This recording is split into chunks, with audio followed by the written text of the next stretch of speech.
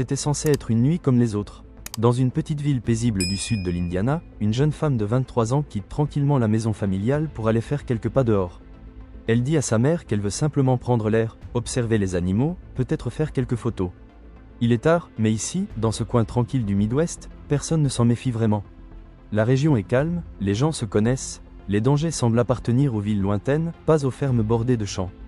Mais au lever du jour, Anna Potts n'est toujours pas rentrée. Et quelques heures plus tard, une vidéo est publiée sur son compte Facebook. Pas une photo, pas un message, une vidéo, filmée dans le noir complet, où seule sa voix panique perce le silence. Elle dit avoir été kidnappée. Elle pleure, elle supplie, elle demande à sa mère de l'aider. Elle décrit un homme, une voiture, une pièce sombre. Et elle dit au revoir, comme si elle ne comptait jamais revenir. En quelques instants, cette vidéo bouleverse Internet. Les partages explosent, les chaînes de télévision s'en emparent. Le FBI entre dans la danse. Les voisins, les amis, des bénévoles venus de tout l'État se mobilisent. On imprime des milliers de tracts. On organise des battues. Un pays tout entier se met à la recherche d'une jeune femme disparue, portée par l'émotion, la peur et l'urgence. Mais ce que personne ne sait encore, c'est que cette histoire n'est pas ce qu'elle paraît être. Et que la vérité, bien plus dérangeante que la fiction, se cache là où personne n'aurait pensé la chercher. Dans un coin reculé du comté de Gibson, dans l'Indiana, et non en Indonésie comme certains l'ont mal interprété, vivait une jeune femme de 23 ans prénommée Anna Potts. Elle partageait une petite ferme avec sa grande famille. Là-bas, tout semblait paisible. Ses parents considéraient cet endroit comme idéal pour élever des enfants, entre le travail, la nature et la tranquillité. Mais ce qui avait toujours été un havre de paix devint en un instant un cauchemar. Tout bascule durant l'été 2020. Le soir du 23 juillet, Anna ne trouve pas le sommeil. Elle informe sa mère qu'elle souhaite sortir se promener autour de la ferme, voir les animaux, peut-être prendre quelques photos. Elle emporte son téléphone et sa caméra. Mais elle ne reviendra jamais. Au matin, Anna est introuvable. La panique gagne la maison. Et soudain, quelque chose d'inexplicable se produit. Sur le profil Facebook de Anna, une vidéo apparaît. Un écran noir, aucun visage, seule sa voix, tremblante, s'élève de l'obscurité. « S'il vous plaît, dites quelque chose. J'ai besoin d'entendre ta voix. Je suis sorti prendre des photos d'animaux. Et un homme est sorti de nulle part. Le même que j'ai vu ce matin dans une voiture bleue. Il m'a attrapé, il m'a poussé à l'intérieur.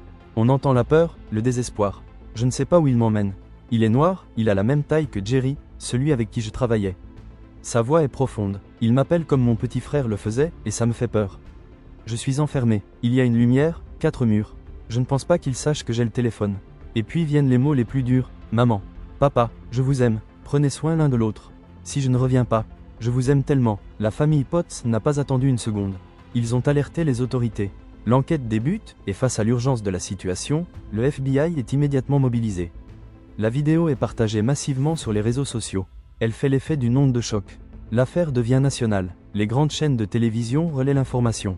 Une mobilisation exceptionnelle s'organise. Des milliers de tracts sont distribués en quelques heures. Des bénévoles s'ajoutent aux efforts des autorités. On sait qu'Anna a été vue pour la dernière fois autour de 2 heures du matin. Elle portait un haut gris et un pantalon de sport. On signale qu'elle aurait été enlevée par un homme conduisant un véhicule marron. Mais aucun suspect correspondant à cette description n'est trouvé dans un rayon de 5 km. Pendant ce temps, les proches d'Anna utilisent les réseaux pour continuer à faire circuler l'alerte. Sa sœur Lorraine publie un message déchirant. « Je n'aurais jamais cru devoir écrire ça un jour. Ma sœur a été enlevée. Elle a posté une vidéo ce matin. Si vous avez vu ou entendu quoi que ce soit, contactez la police de Princeton. Je t'en supplie, Anna, rentre à la maison. » Les agents du FBI suivent une piste cruciale, le signal du téléphone d'Anna. Grâce au tour de téléphonie cellulaire, ils découvrent que son téléphone émettait encore près de la ferme familiale au moment de la diffusion de la vidéo. Cela signifie qu'elle était probablement retenue dans une pièce, quelque part, à quelques mètres de sa propre maison. L'attention se tourne alors vers les relations personnelles d'Anna. Les enquêteurs découvrent qu'elle avait été récemment en contact avec une femme de 34 ans nommée Maria Hopper, résidant tout près. Quand les autorités l'interrogent, Maria admet connaître Anna, mais affirme qu'elle ne l'a pas vue depuis plusieurs jours.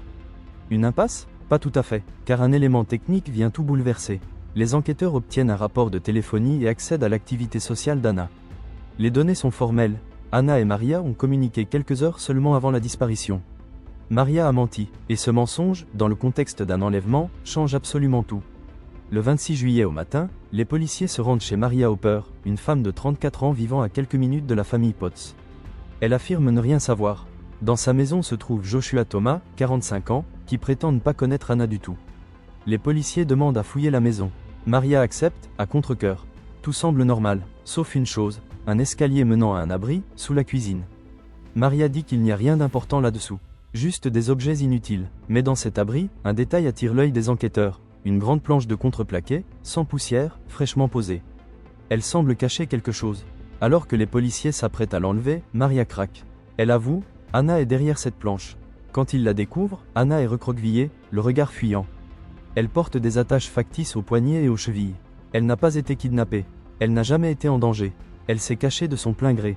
Anna avoue tout. Elle préparait un roman de fiction sur les enlèvements et voulait vivre l'expérience de l'intérieur pour mieux comprendre ce que ressent une victime.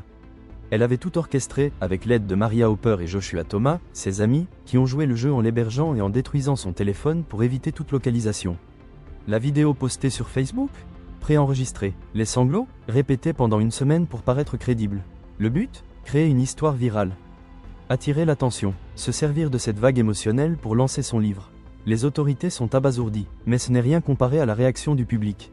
La sœur d'Anna, Brittany, publie un message poignant. Elle est morte pour moi. Je ne veux plus rien avoir à faire avec elle. Elle a brisé le cœur de mon fils de 6 ans. Elle a fait croire qu'un homme noir l'avait enlevée. J'espère qu'elle sera punie au maximum. L'affaire choque le pays entier. Des ressources massives ont été mobilisées, des centaines d'heures d'agents du FBI et de la police locale. Des volontaires engagés jour et nuit, des citoyens inquiets, des familles bouleversées. Et tout ça, pour une fiction personnelle. Le juge Michael Cochrane déclare « Ce genre de manipulation ne sera pas toléré ». Elle a mis en danger la confiance publique et jeté des soupçons sur des innocents. Anna Potts est inculpée pour fausse déclaration. Elle écope de 12 mois de probation et 120 heures de travaux d'intérêt général. Maria Hopper et Joshua Thomas, complices, sont également condamnés à la probation. Ce que Anna a tenté de faire n'était pas seulement une mise en scène. C'était une manipulation émotionnelle de masse. Certains pensent qu'elle ne cherchait pas à comprendre les victimes, mais à faire de sa propre vie un roman viral. Alors la question reste posée, jusqu'où certains sont-ils prêts à aller pour attirer l'attention? Qu'en pensez-vous? Dites-le dans les commentaires. Et surtout, n'oubliez pas de vous abonner à la chaîne pour d'autres récits aussi choquants que celui-ci.